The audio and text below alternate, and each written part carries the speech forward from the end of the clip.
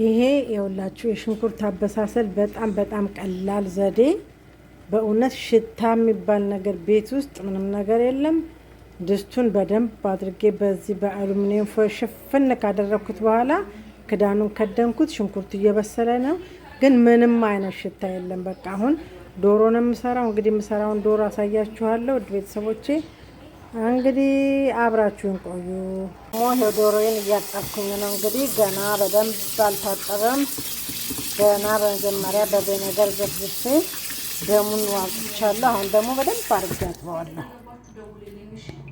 አሁን የሁላችሁ ሽንኩርቱን እንግዲህ በዚህ መልኩ እያበሰልኩት ነው ያለሁት እና አሁን እንዲህ ስከፍተው ነው እንጂ ሽታው የሚወጣው። በተረፈ ግን እናንተ እሳታችሁን ቀስ አድርጋችሁ ካደረጋችሁት እዛው ሙክክ ብሎ ይበስላል። በቃ ይበቃል በምትሉበት ሰዓት ትከፍቱታላችሁ። አለመክፈት ነው።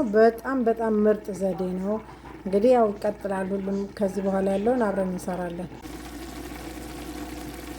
ሽንኩርቱ እንግዲህ እንዳልኳችሁ በዛ አፍኛው በስሏል። አሁን ደግሞ በርበሬ ልጨምር ነው። እንግዲህ አሁን ይኸውላችሁ ተለቅ ያለ እንትን ያለኝ ጭልፋ፣ በተለቅ ባለ ጭልፋ ነው የማደርገው። አንድ ጨመርኩኝ። እንግዲህ እናንተ ድልህም ካላችሁ የተዘጋጀ በድልህም መስራት ትችላላችሁ የፈለጋችሁት። እና አሁን በርበሬ 2 አረኩኝ ማለት ነው። ይህንን አሁን አሽቼ ተመልሼ እመጣለሁ። አሁን በርበሬውን በዚህ መልኩ እሽት እያደረኩኝ በደንብ አድርጌ ልቡ እስኪጠፋ።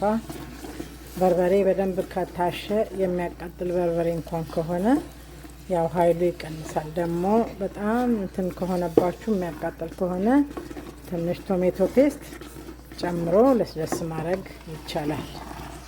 ግን ያው እኔ በዚህ መልኩን አሁን እያሸሁት ያለሁት እንደዚህ አድርጌ ቆንጆ አድርጌ በደንብ አድርጌ አሸዋለሁ።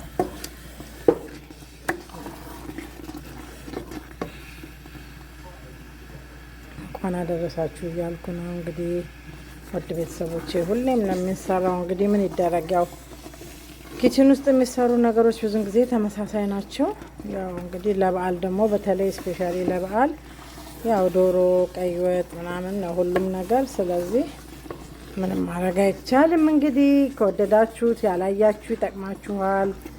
ሁሉም በየቤቱ ጎበዝ ባለሙያ፣ ውድ ኢትዮጵያውያኖች፣ ውድ ኤርትራውያኖች በሙያ እንኳን አንታማም። እንግዲህ እናንተ እንደምትሰሩት እንደ ፍላጎታችሁ ተጨማሪ ካስፈለገ ብዬ ነው። እንግዲህ ያው ይሄንን ይመስላል። አሁን እየሰራው ነው። እንግዲህ ተመልሼ እመጣለሁ። አሁን ትንሽ ዘይት ጨመርኩኝ። ዘይት ዝም ብዬ ትንሽ በበፊቱ ነበረ እንግዲህ የጨመርኩት ዘይት ይኸውላችሁ ይሄ ነው።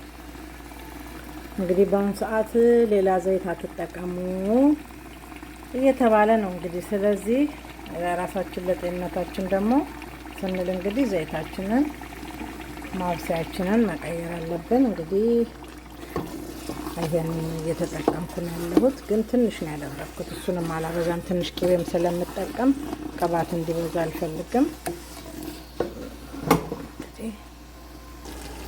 ይቅርታ እንግዲህ ነጭ ሽንኩርትና ዝንጅብል ስጨምር አላሳየሁኝም።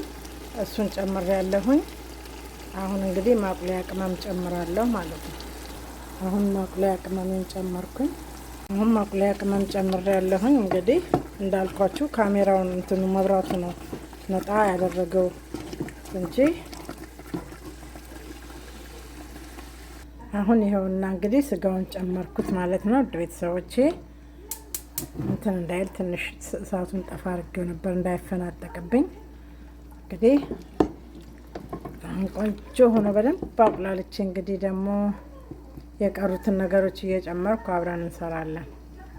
አሁን ይኸውላችሁ ያችሁት እንዴት እንደሚያምር ቁሌቱ ራሱ ቆንጆ ሆኖ እየተቆላላልኝ ነው ያለው። አሁን ቅቤ ጨምራለሁ ትንሽ፣ ምክንያቱም ቅቤውም ቅመሙ ምንም ስጋ ውስጥ እንዲገባ። አሁን መከለሻና ኮረሪማን የቀረኝ እሱን ጨምራለሁ፣ ግን ከዛ በፊት ቅቤ ትንሽ ጨምራለሁ። አሁን ቅቤ ጨምራለሁ።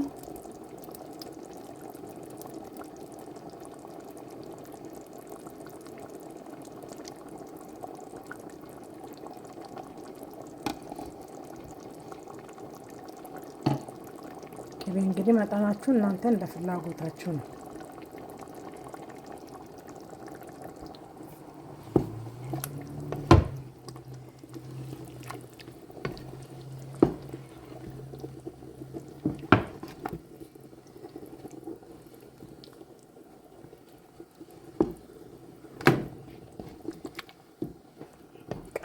ባለ እሳት እንግዲህ ቀስ እያልኩ ነው የማበስለው።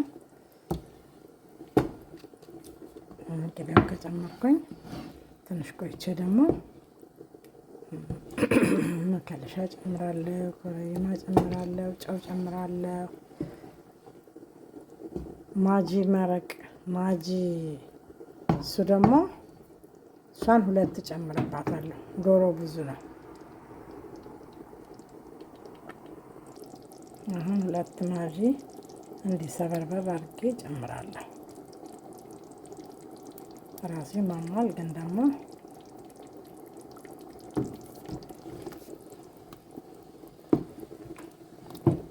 ክኖር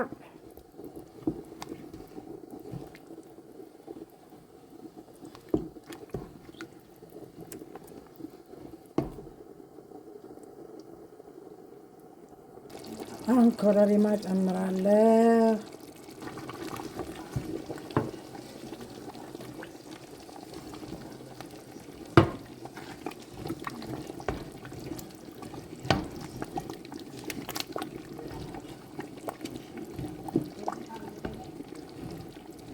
አሁን ጨው ጨምራለሁኝ። ጨውን ስጨምር እንግዲህ ጨምሬያለሁ፣ ብዙ እንዳይመስላችሁ ኦርደርም ስላለኝ በዛ ያለ ዶሮ ስለሆነ ነው። አሁን መከለሻ ጨምራለሁ። የሚገርማችሁ እንትኑ ብዙ እንዳይመስላችሁ በደንብ ከካሜራው ጀርባ ያው በደንብ ይታሻል፣ ይቁላላል፣ በደንብ ይሰራል። አለበለዛ ካሜራው እንትን ቪዲዮ ይረዝማል እና ለዛ ነው እንግዲህ ማሸቱ ማቁላላቱ ምኑ ሁሉ ነገር ደግሞ እናንተ በምትፈልጉት መልክ ታቁላሉታላችሁ። ረዘም አድርጋችሁ ያው ረዘም ያለ ነው ቁሌቱም።